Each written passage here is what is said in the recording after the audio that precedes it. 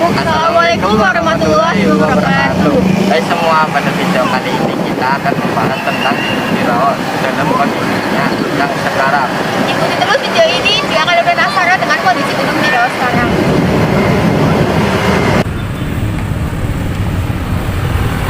Tak kenal maka tak sayang. Maka sebelum itu mari kita perkenalan terlebih dahulu.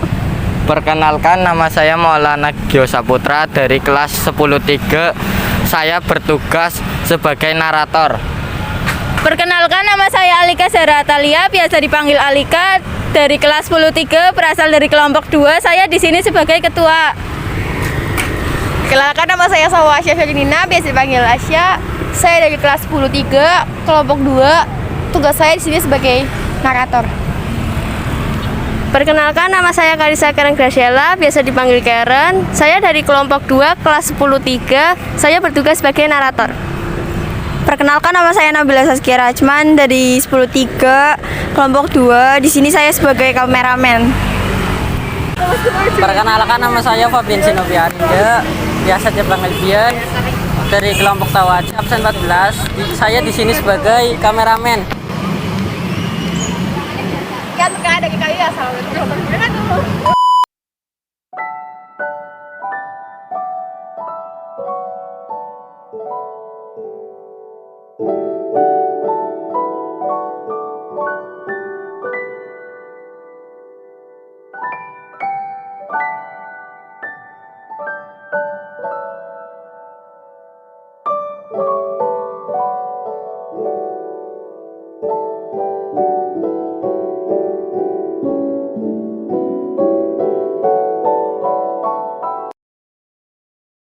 Kota Tegal adalah kota yang memiliki bangunan bersejarah. Salah satunya bangunan tua ini bernama Gedung Pirawo. Keberadaan Gedung Pirawo yang merupakan bukti saksi sejarah perkeretaapian di Tanah Jawa. Gedung lantai 4 tersebut memiliki luas 7.106 meter persegi. Bangunannya memiliki panjang 120 meter, lebar 42 meter, dan tinggi 36 meter. Pada awalnya, gedung ini dibangun oleh seorang arsitek Belanda pada 1910 yang bernama Henry Maclean Pont, arsitek keturunan Belanda Bugis yang lahir di Jakarta. Bangunan ini sangat kental dengan gaya arsitektur Belanda. Meskipun demikian, Maclean Pont mahir dalam menggunakan sumber daya alam setempat dan memperkerjakan buruh lokal dengan harapan sebagai latihan dalam menambah keterampilan mereka. Selain itu, pembangunan Gedung Pirawo juga turut memperhatikan lokasi yang berada di sekitar alun-alun, masjid, dan tempat tinggal presiden atau gubernur pada masa itu. Pembangunan Gedung Pirawo ini turut memperhatikan kondisi lingkungan setempat. Sama halnya Lawang Sewu dibuat. Bangunan dirancang sedemikian rupa untuk menyesuaikan dengan iklim, sinar matahari, dan gaya hidup masyarakat lokal pada masa itu. Tidak seperti orang Eropa yang lebih memilih menggunakan bahan impor, Maclean Pont menggunakan bahan-bahan lokal, misalnya kayu jati, batu bara, dan pasir lokal.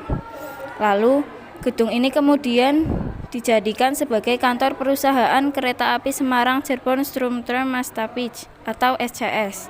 Waktu itu, perusahaan SCS merupakan salah satu perusahaan transportasi yang melayani perjalanan kereta api lintas Cirebon, Tegal, Pekalongan, dan Semarang.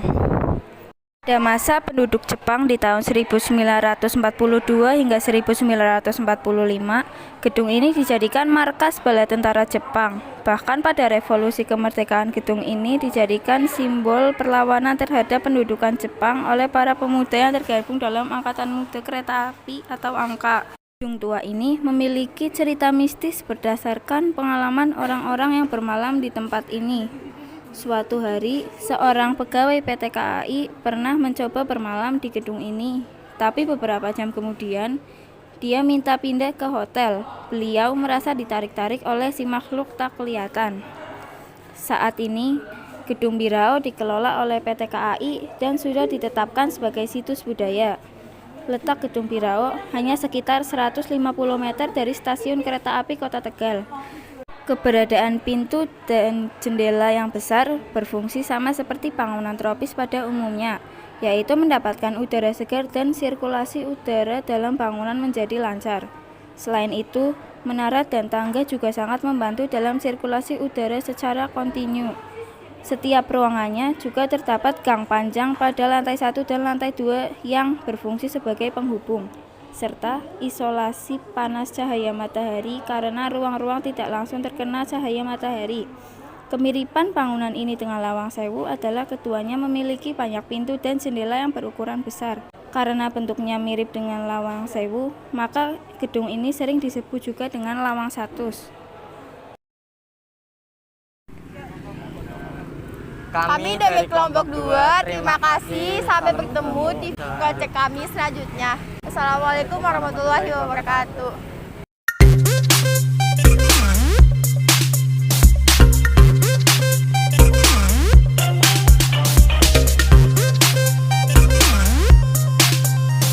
Meanwhile, Kondisi bong. Iya, pertama. Belum.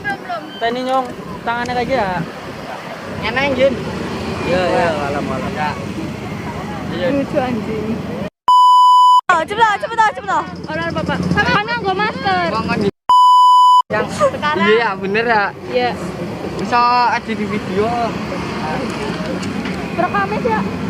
Kayak perekamnya kamu ya.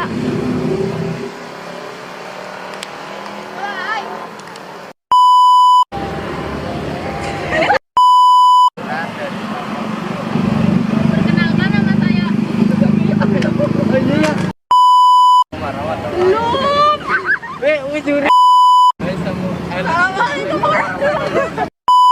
Review SCS tentang tahun dalam setara.